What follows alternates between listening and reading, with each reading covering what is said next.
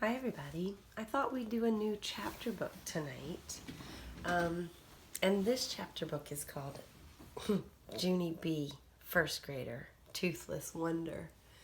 And Junie B. Jones is one of my favorite characters because, as you will see in this book, she's a little bit naughty. And you guys, look how many Junie B. Jones books there are. Yeah, and it says, Laugh Yourself Silly with Junie B.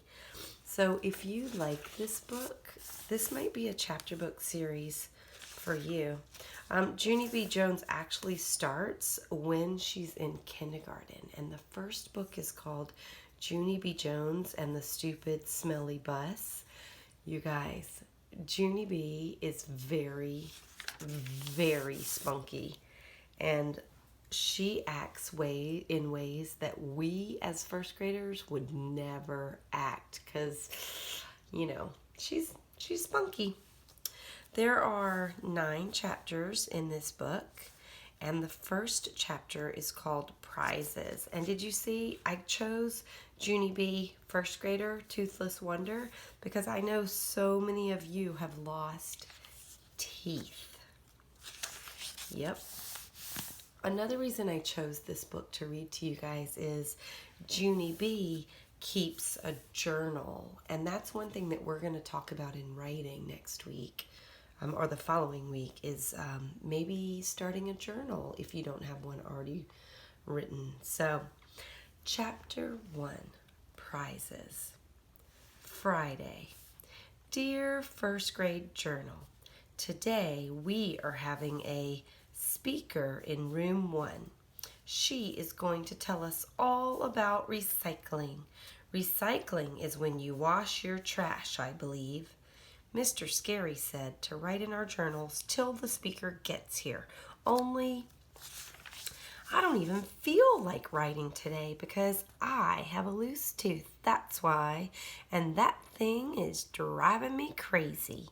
Also, every time I write in this journal, I have to look up words in the dumb dictionary. Except sometimes Mr. Scary spells the words on the board for us. And then I have to cross out my mistakes.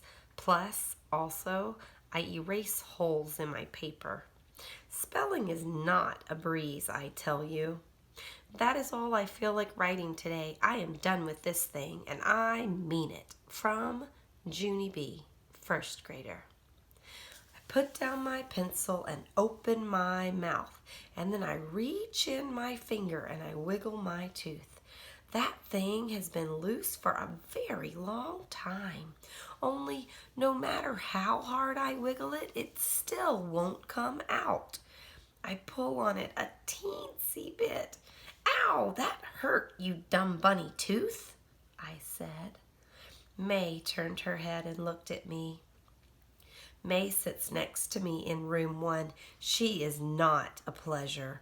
You shouldn't say dumb bunny, Junie Jones, she said. Dumb bunny is not a nice word. I raised my eyebrows at her. Oh, really? I said. Well, thank you for telling me that, dumb bunny May. Just then, May's face got puffy and red. Don't say that word, I told you, she hollered. My teacher stood up at his desk.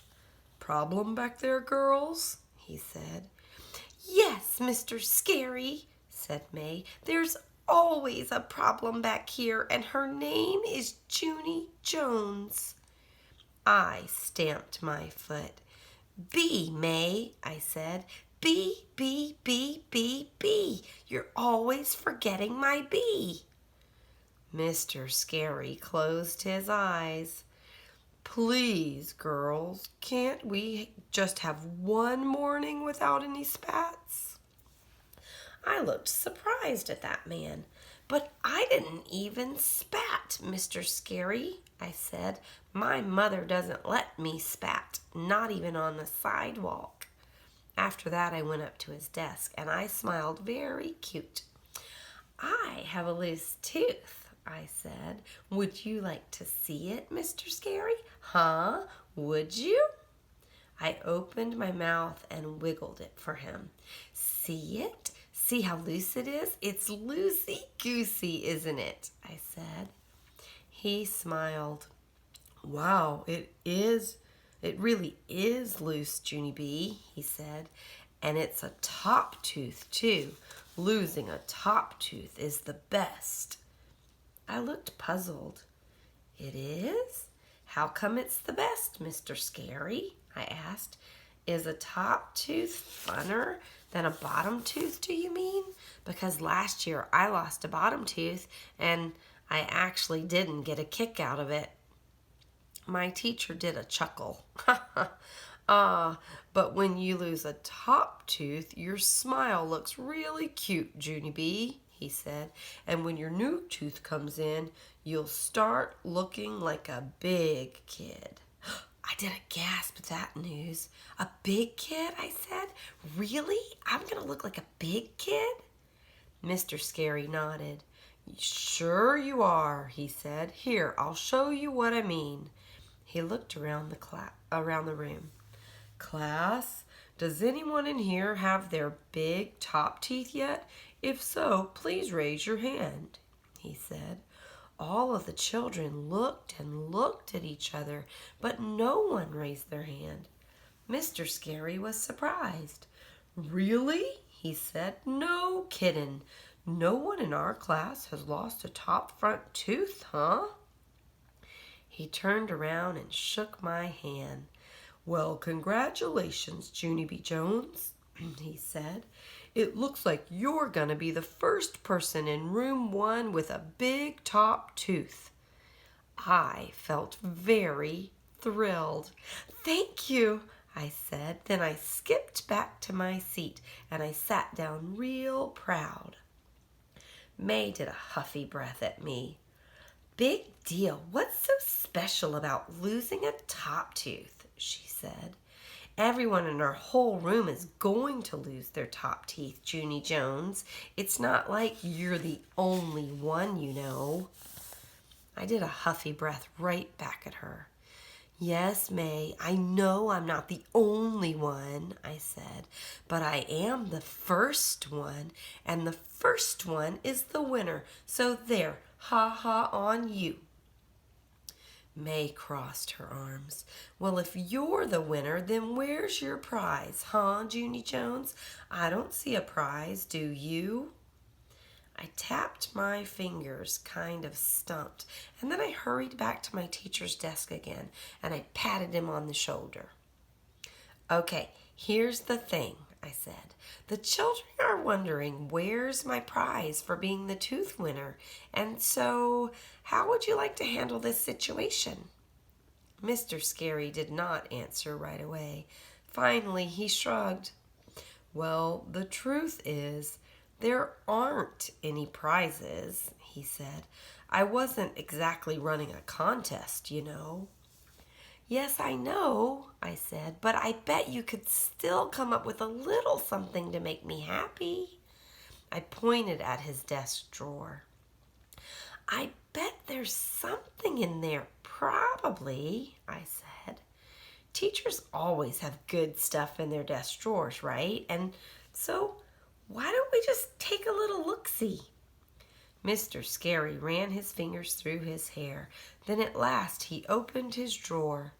Whoa, is that a stapler I see there? I said. A stapler would be good, don't you think? I could really pound that thing, I bet. And so if you'll just hand it over, I will be on my way. Mr. Scary shook his head. No, Junie B, he said. No stapler. I looked some more. Hey, hold the phone, I said. Is that Tums I'm looking at? I leaned closer. Yes, it is Tums, Mr. Scary. You've got Tums just like my Grandpa Miller, and so I bet you suffer from gas and bloating. Am I correct?